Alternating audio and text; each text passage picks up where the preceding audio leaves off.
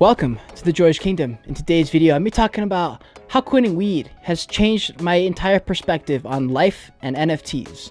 If you've been enjoying the content, smash like in this video, subscribe to the channel, join the kingdom. If you're not already following me on Twitter, if you're not in the Discord down below, you can find those links in the description. You're doing yourself a disservice. All the alpha is shared on my Twitter. As you guys already know, the goal of this channel is to instill the knowledge and confidence it's going to take to navigate this metaverse on your own one day. So if that sounds good to you, you know what to do. Get your 3 free socks, my Weeble link down in the description below. Free money for you. You help me out directly. Win-win. Without further ado, let's get into the video.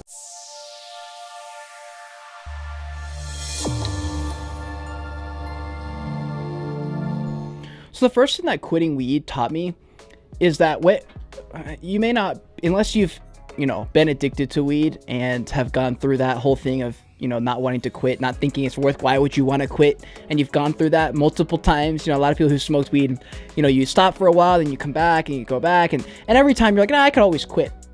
For me, it was never about the high. It was just the fact that I had a dab pen. That's what my addiction was. It was addiction to the dab pen. You guys already know. If you have a vape, it's just, it's just one of those things where like, fuck, it's right there. Like if I had a dab pen right there, I would smoke it right now.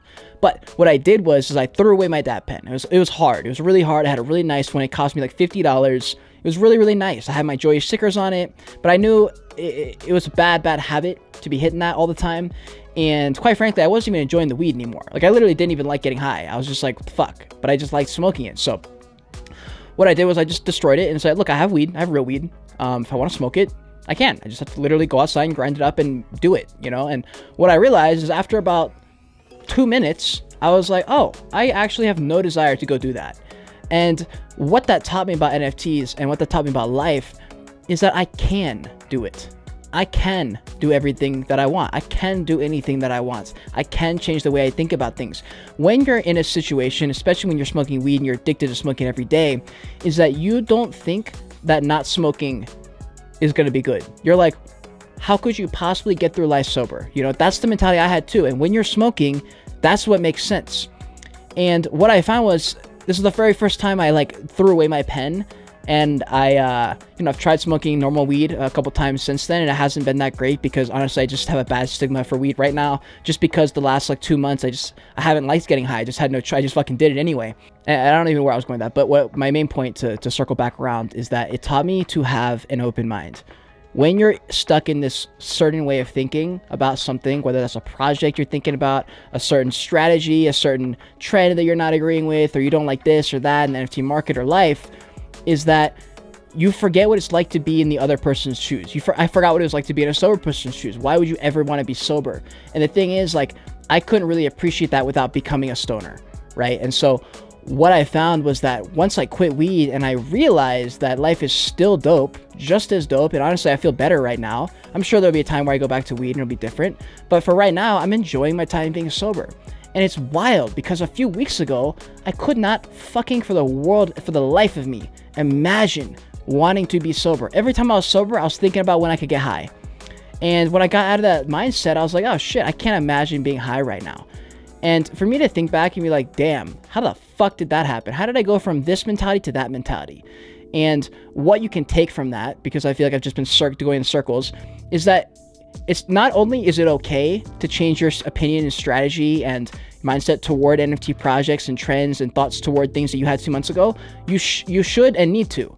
If you're having the same mentality, obviously long-term is different, but short-term to mid-term strategies have to change. They have to be able to change because the market changes and you have to adapt. Obviously you're not going to overhaul everything because there's certain truths about the world. Like in a bear market, that's when you buy. In a bull market, you sell. Like that's obviously not going to change, but there's certain strategies like, 2 months ago, the goal was to wait until right before the reveal happened, and then you sell for the highest price. Now it's the opposite. Now you sell right when the mint happens, and then you don't even bother with it until after the post reveal. And so you have to change your strategy. And like PFP derivatives 4 months ago weren't as big as they were 2 months ago. And so you have to change your strategy a little bit. And I think we as humans don't like to change. We hate when anything changes that throws us off because you're like, oh, the fuck, dude.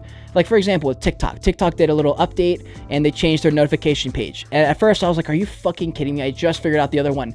And then after a couple days, I was like, oh, this is fine. And now I'm like, I don't really care. But it goes to show that humans are very resilient. You are very resilient. You can get through whatever you're getting through. If you fucked up and you didn't sell anything when you should have, and now you're down real bad and you can barely pay your bills, you get to learn and adapt from that and not make that same mistake twice. Now, if you're not aware of the fact that you did that, or you're for some reason denying it and you're in denial, I'm here to tell you, this is your wake-up call, that you can break out of that pattern. All you have to do is decide. For me, it was a symbolic thing to actually throw that pen away. I was gonna smash it with a hammer, smash Khabib style, but then I was like, nah, that's overkill. I'm just gonna toss it in the fucking trash can. So I just threw it in the trash can. But what I could have done and what I planned to do was just put it in my drawer and just not touch it again, and 2 months later just bring it back out. But for me to throw it away and say, nope, I am done with that old, that's in the past. Now I can grow from that. I can move on. That signals to you that you're ready to change. And your brain, it's forced. We're a machine that adapts. You know, for example, if you are afraid of heights, there's no fucking chance that you're gonna jump out of a plane. But say a genie comes along and snaps his fingers, and suddenly you're on the edge of a plane and you're falling. Doesn't matter that you're scared of heights. You're falling out of the fucking sky right now. What are you gonna do next? Hopefully you pull your parachute, right? And so the human brain and the human body are masters at survival. We're masters at adapting, because that's what we do. We do surviving. That's what we do. We get better so that doesn't happen next time. Now the problem is with with our situation in life right now, is that we're not in a life or death situation for the most part. If you're watching this YouTube video, you're trading a picture and you're screaming at the end of the world because your fucking panda picture didn't do a 12x overnight and that was your life savings, right? And so perspective is really good, and to test yourself when you can. Quitting weed taught me that I can change and I should change. And there was a tweet that I put out the other day, and it was something along the lines of, your life does not have to be one long novel. It can be a book of poems, short stories, where you can and should change, and things should be different. And every couple years, you maybe need to make a change. Maybe you need to overhaul and change something. And I think you should embrace that. Of course, there's going to be periods where it's a little bit longer. Of course, there's going to be a 10-year stint here and there where you do something for 10 years versus 10 months. Or there's going to be something that you thought you would do for 10 years and you only did it for 10 days. And it's okay. It's all okay. I'm here to tell you that it's all fine, you know? And it was just wild to have that wake-up call with weed, is because I was so stuck in the same pattern and I couldn't get out. And I couldn't imagine wanting to get out. Even though I wanted to, I couldn't imagine actually doing it, because I was like, there's no way that'd be better. And as soon as I did it, I was like, oh, wait. You know, the grass isn't greener on the other side. It's just fucking different. It's just not the same. And it's not better or worse. It's just different. And then to close this video out, there's another thing that weed taught me about life and about NFTs and about my whole situation, is that I wasn't addicted to the high. I thought I was. And then there's a period where I was like, you know what? I don't think it's the high, because I don't even want to be high. I just can't help it, you know? And I realized that it wasn't the high that was the addiction. It was the act of doing that. And that can help you in life, because there might be something that you're doing that you wish you weren't doing, something you know you shouldn't be doing, but you do it anyway. And you might actually take a second look at that and say, what is it exactly that I keep coming back to? Why do I keep coming back to that? What is it specifically about that keeps me coming back each time? And that might be degenerating into bullshit. And the real problem with that might be that you know you should be doing research, or you know that, hey, I actually have never researched economics or marketing or anything to do with investing, and I'm just buying pictures based on hype. Especially in a bull run, you feel like you need to mint everything, and you make bad decisions, I feel like. And this taught me that, like, you know what, I can smoke weed if I feel like it.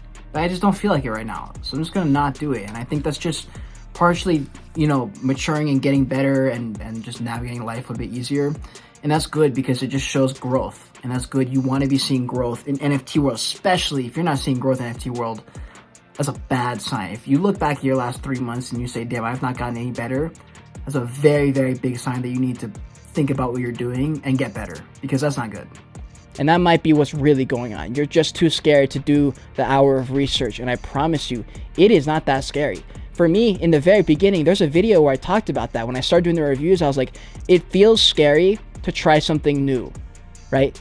And it feels scary to go on Google and type in OpenC and then go on their Twitter. But what you can do is you can break it down. If you want to research a project, type in the project on Google, click on the OpenC link first, pop up that link, boom, you're done. Step one is done. You can take a breath, say, whoa, okay.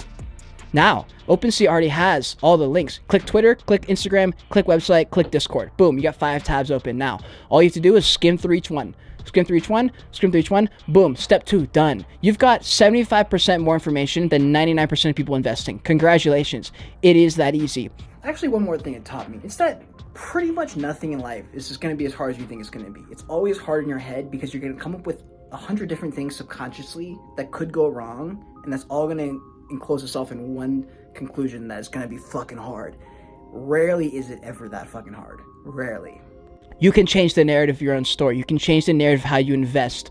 All you have to do is change the way you think about it, right? If you can change the way you look at life and say, it's not something I have to do, it's something I can do, something I can try, then make the effort about trying. Make the focus on trying to do it. Not the outcome you get, not how hard it's going to be, just the fact that you're trying to do it.